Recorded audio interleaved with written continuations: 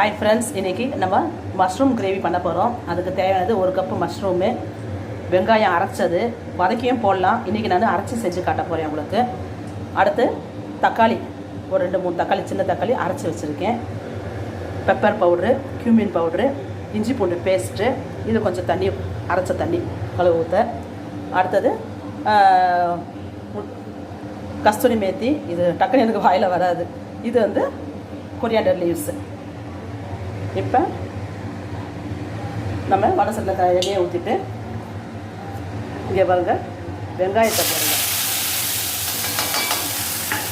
வெங்காயம் இந்த மாதிரி வதங்கி முடிக்கும் போது அடுத்து தக்காளி அரைச்சி வச்சுருக்கோம்ல, அதையும் ஊற்றிடுங்க.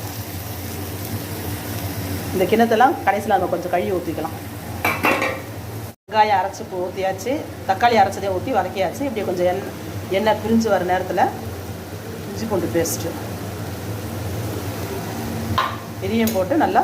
இப்போ இந்த டைமில் நம்ம மஷ்ரூமை போட்டு, இப்போ நம்ம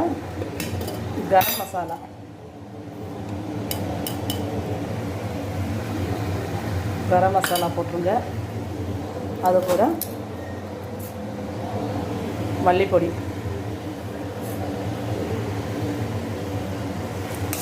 போட்டு வதக்குங்க. நல்லா தேவையான அளவுக்கு உப்பு போட்டுட்டு திரும்பவும் நல்லா வதக்கணும். இப்போ இந்த டைமில் நம்ம எல்லாமே அரைச்ச தண்ணி இருக்குது பாருங்க, கொஞ்சம் கிரேவிக்காக ஊற்றிடுங்க. இது நல்லா ஒரு 5 நிமிஷம் வரைக்கும் நல்லா கொதிக்கட்டும், மூடி வச்சுருங்க.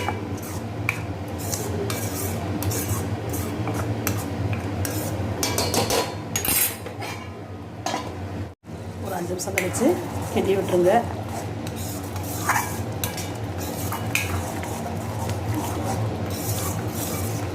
இது கூட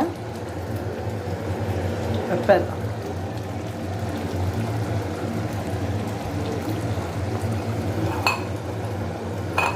கியூமின் பவுட்ரு, சீரகம்,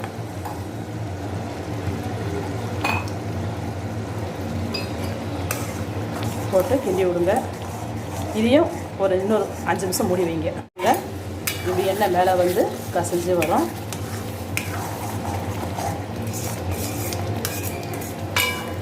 நல்லா ப்ரௌனிஷாக வந்துச்சு பாருங்க. இன்னமும் நீங்கள் மூடி வைக்க வைக்க வைக்க இன்னும் கொஞ்சம் டார்க்காக கிடைக்கும் கலர்.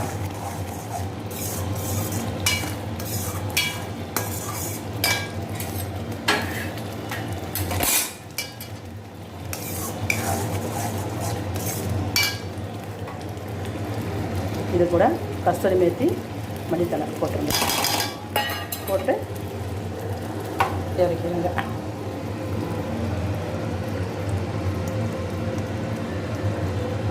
ஃப்ரெண்ட்ஸ், இன்றைக்கி என்ன பிரேக்ஃபாஸ்ட்டு பாருங்கள். சப்பாத்தி,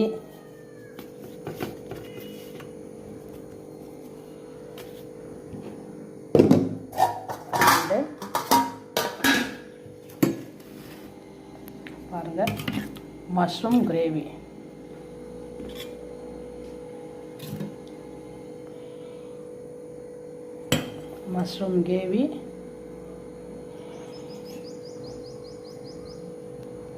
எப்படி இருக்கும் வாங்க.